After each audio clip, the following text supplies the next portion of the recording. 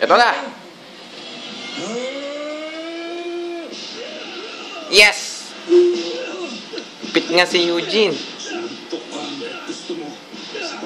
Supit. Ayan na. Oh! Bagsak! Panalo si Eugene.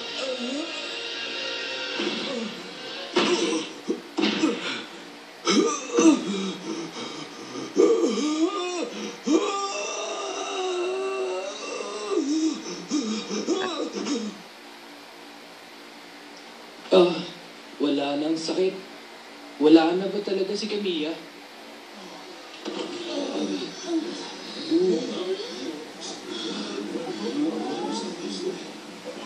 Tumawag ka ng police! Madali!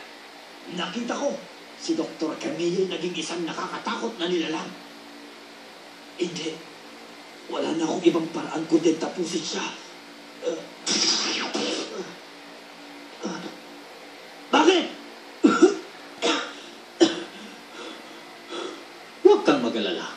Ibinigay ko muli sa kanya ang hininga niya. Parang binuksan muli ang kuryente. Hindi mo dapat pagsisihan ang buhay ng isang tulad niya.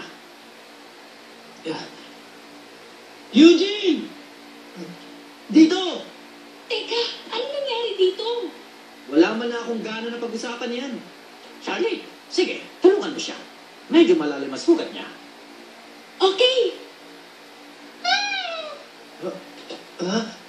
Aba, mukhang magandang pagtitipon ito ah.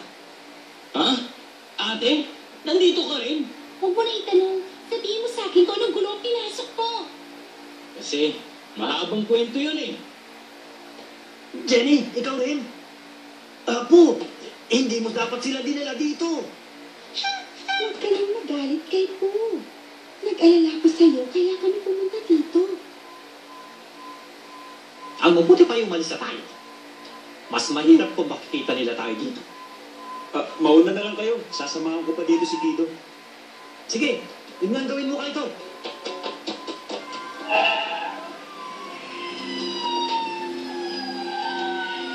Ginoong detective, sabihin niyo sa akin, wala ka bang gustong tapusin?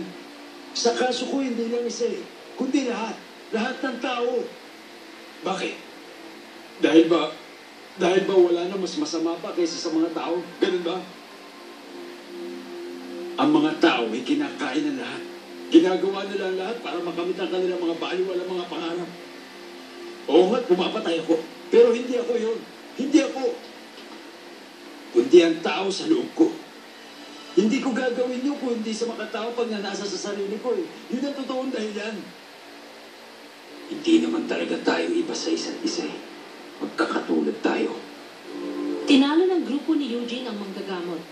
Pero meron pang 6 na kalaban ang natitira.